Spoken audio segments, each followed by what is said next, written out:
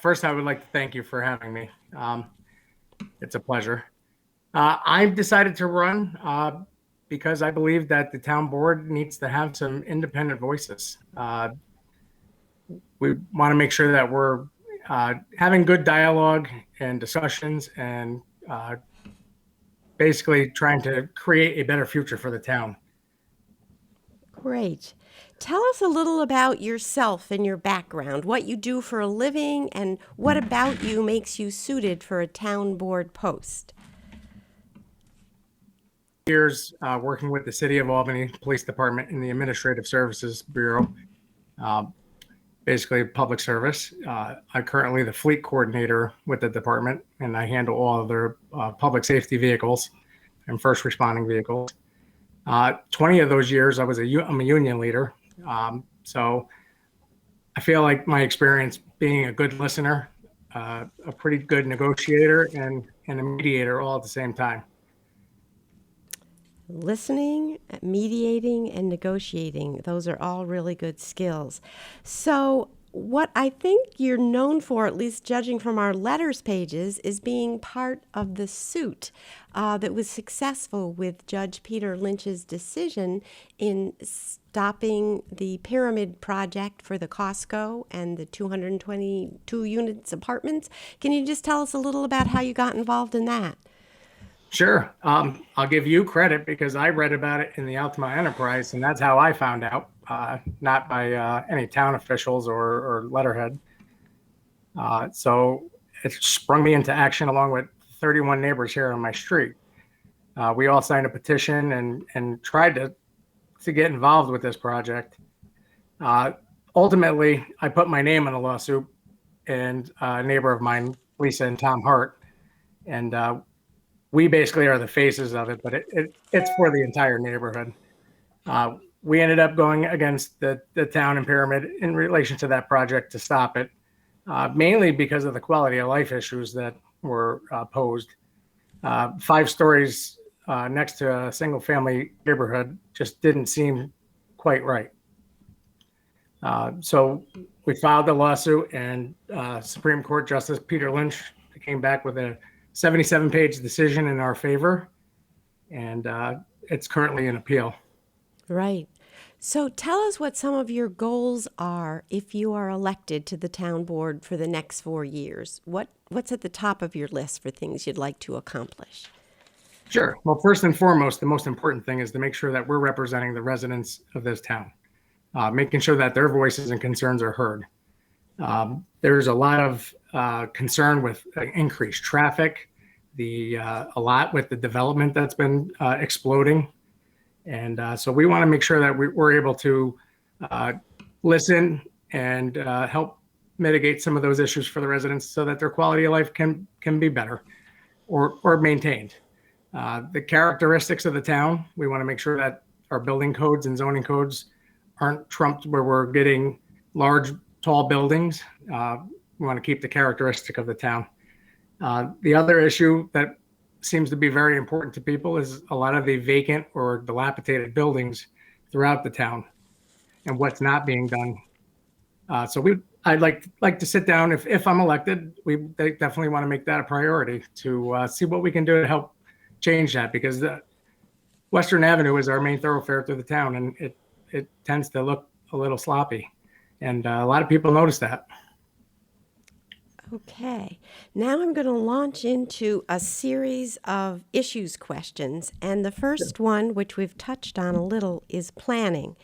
Last year, 4 Westmere residents, including you, and a gas station owner sued both the town of Guilderland and Pyramid Management Group, successfully stopping the construction of a 222-unit apartment development on Rapp Road and a proposed Costco wholesale store.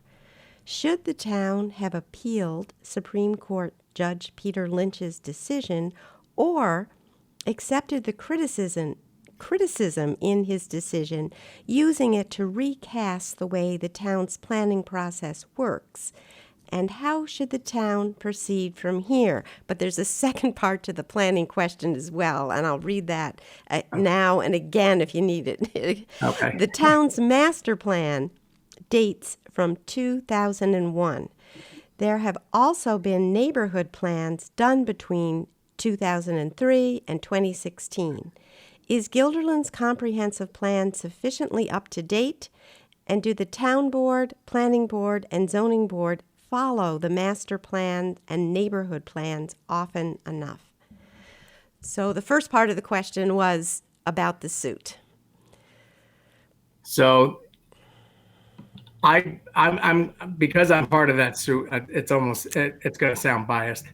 I think the town actually should have read that lawsuit or the decision, I should say, and kind of took that to heart and maybe make some changes as to the approach. I understand the TOD district that was created.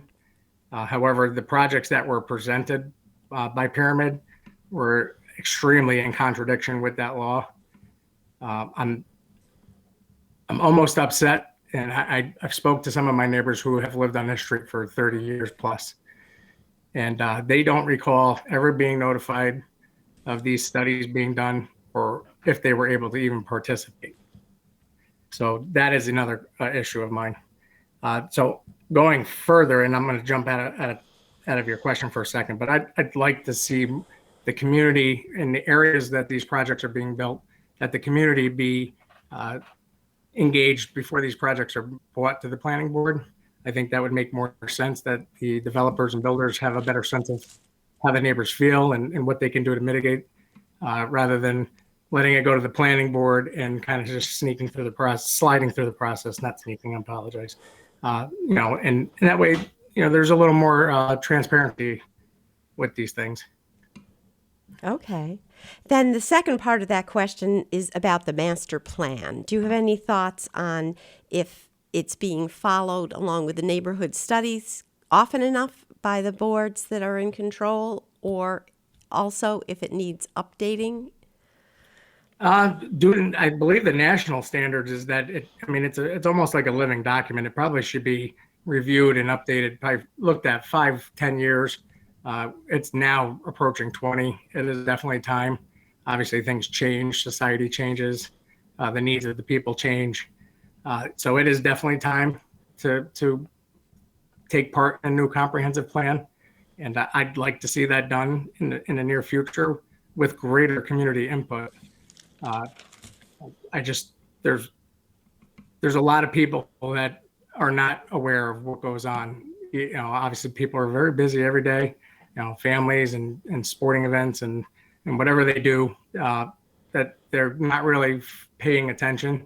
So I think greater outreach needs to be done so that these folks can have a say. Okay.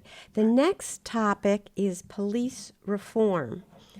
To meet the governor's requirement for police reform in the wake of George Floyd's murder, a committee of 14 worked in 4 groups in Guilderland, studying policies and training, response and diversion, criminal justice strategies, and racial justice and equity. They came up with 18 recommendations and 34 action items for the Guilderland Police Department. What are the best changes in the plan from your point of view, and what further reforms, if any, are needed? I briefly reviewed that, Melissa, so I apologize. I won't be able to answer that completely. I think that the Guilderland Police and the committee that was formed did a fairly great job for the town of Guilderland. Mental health issues definitely need to be addressed. They now are more prevalent in light. So I'd like to see that come to fruition if we could do that.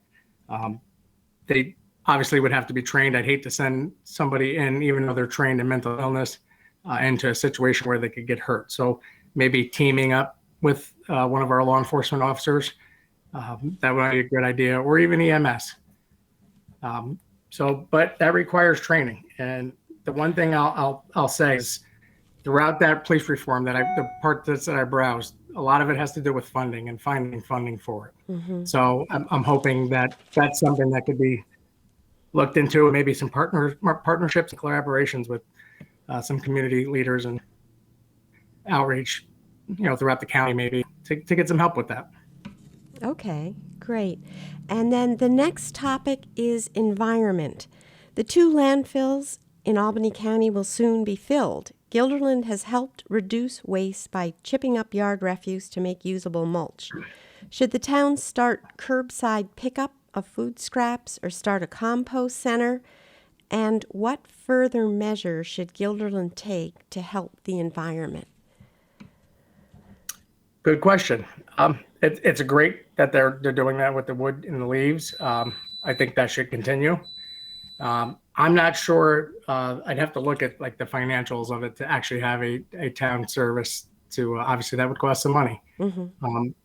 But overwhelmingly, if the residents are in favor of that, that's something that we could definitely explore.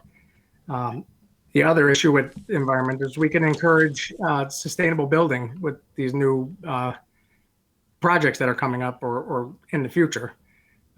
Make sure that we're using sustainable products, renewable energies, and things like that. And I'll give credit to the Great Oaks that just got that grant for their project there with the state. That's good to see. I'd like to see more of that. Okay. And the last topic that I had, and we'll have time at the end for you to comment on things that are important to you that we've missed, but the last topic I had is revaluation. In 2019, after 12 years of not going through a town-wide revaluation, Guilderland did so. After the process was completed, Supervisor Peter Barber said, and this is a quote, "The goal was ultimately to more fairly and equitably spread the tax burden so residential property owners wouldn't be subsidizing commercial. We did that." End quote. Since then, the town board has agreed to reduce the assessments for a number of Guilderland's roughly 400 commercial properties. The question for you is, which property owners in town are paying their fair share, and how often should the town go through the revaluation process? Well, I apologize. The Western Firehouse is going off, so if you can't hear me, let me know. I haven't dug too deep into these tax things, and I'm sure obviously the homeowners are paying the burden of the taxes and some businesses as well. I know there's extremely large legal costs to fight some of these businesses or apartment complexes that come back. But the one that sticks out to me is Crossgates. And it seems like they're constantly in court fighting their evaluations. And to me, and in my view, it looks like the town keeps a lot of eggs in that basket, and I think it hurts. A lot of people that I've spoke to knocking on doors here recently are concerned with the taxes and the reevaluation that they've gone up and they will continue to rise. So we need to find some balance, and hopefully that can be done as a team effort. Okay. And so now, are there things that are really important to you, either in terms of issues for Guilderland or just your own philosophy on governance and leadership? Any closing thoughts you want to leave our listeners with? Sure. We've covered a lot of bases, but I'm a big proponent of making sure that the people of this town are the ones that kind of run the show, or at least give their inputs and they're thoughtfully taken into consideration. The biggest thing for me and a lot of other folks, it's not about me, is traffic. The Western Avenue is considered a highway. The speed limits are 40. The buildup of traffic is getting a little out of control for a lot of people, and I think it needs to be addressed. I know DOT controls that, but I think the town has a lot of influence on how we could work that. And I've seen the city of Albany drop speed limits on Washington Ave extension due to some tragedies, and we've had some tragedies here. So again, I can't say that I would have the answer myself, but it's definitely something that the entire town officials should be looking at and moving forward with. Okay. Anything else? Sorry, I was going to say making sure that our residents have safe walkability and bicycling. A lot of folks want sidewalks. I know that costs money as well. So there's a lot of work to be done and a lot of possible grants to look into. But these things are very important to our residents. Good. Anything further? I think we covered most of it. I think I'd like to see some more green space being saved. The parks down here in McCownville and Westmere, there's not much for residents to do except for look at the traffic. So I'd like to see if we could put in some family safe recreational areas